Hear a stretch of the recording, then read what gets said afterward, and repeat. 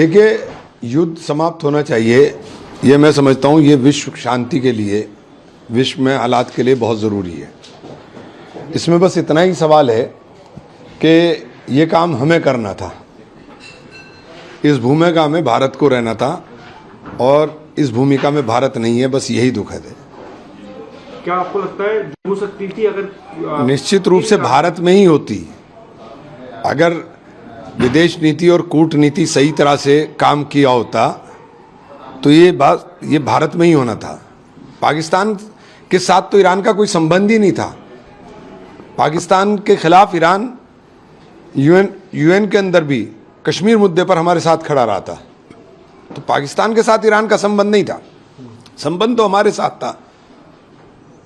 बार बार Trump इस बात को दोहराते हैं कि न्यूक्लियर डील या न्यूक्लियर वेपन जो है वो बिल्कुल नहीं होना चाहिए ईरान के पास। अब इस बातचीत से क्या हल निकल सकता है? पूर्व शर्तों की वो लगातार बातचीत कर रहे हैं। देखिए, मैं अभी इस बारे में कहना बहुत जल्दबाजी होगा कि क्योंकि ईरान बहुत जल्दी गिव अप करेगा, मुझे ऐसा लगता नहीं, क्योंकि उन्होंने तो सर पर कफन बांध रखा है, अब नहीं तो कभी नहीं। तो मुझे जो मेरी सोच है वो तो यही है। कल कांग्रेस पार्टी की मीटिंग हुई, सीडब्ल्यूसी की तरफ से एक रिजोल्यूशन भी पास हुआ, लेकिन आपकी पार्टी के नेता ये कह रहे हैं, शशि थरूर, की शांति कौन लेकर आता है ये फर्क नहीं पड़ता, युद्ध रुकना चाहिए। देखिए, शांति होनी चाहिए, ये ज़रूरी है, बस इसमें एक अफसोसनाक पहलू ये है कि हम नहीं हैं, हमारा इतना ही मानना है। सर, नीतीश कुमार ने जिस तरह शपथ ली है उसके बाद अब आप बिहार के अंदर उनका सक्सेसर कौन देख रहे हैं? क्योंकि जो कोई भी नहीं, बीजेपी की कोई भी नहीं।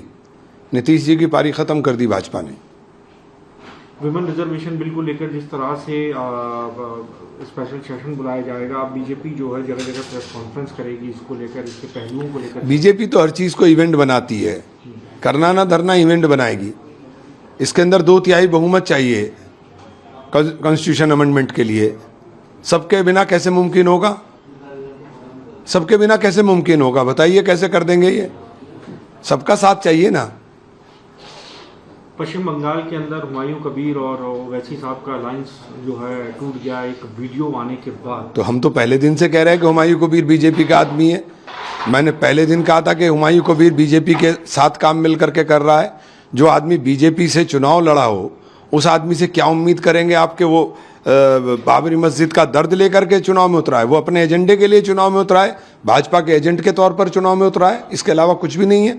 जो ओवैसी साहब ने अलायंस तोड़ा, उससे क्या उनकी छवि में सुधार आएगा? क्योंकि कल्याण बनर्जी तो लगातार दोनों को ही बीजेपी का एजेंट बता रहे हैं। देखिए, मैं अब ओवैसी साहब ने क्यों तोड़ा, क्या तोड़ा, ये तो जानेंगे ओवैसी साहब, लेकिन मैं तो सही बात यह है कि हुमायूं कबीर पहले दिन से पता था कि वो भारतीय जनता पार्टी का एजेंट है। तो यूपी में जो SIR लिस्ट आई है, किस तरह से आप देखते हैं उसमें? देखिए, वोट चोरी करने के तमाम कोशिशें हुई हैं, हमारे लोग सजग रहे। अब कितना ड्राफ्ट लिस्ट को अभी तक मैंने देखा नहीं, ड्राफ्ट लिस्ट देख लूँ उसके बाद ही कह पाऊँगा।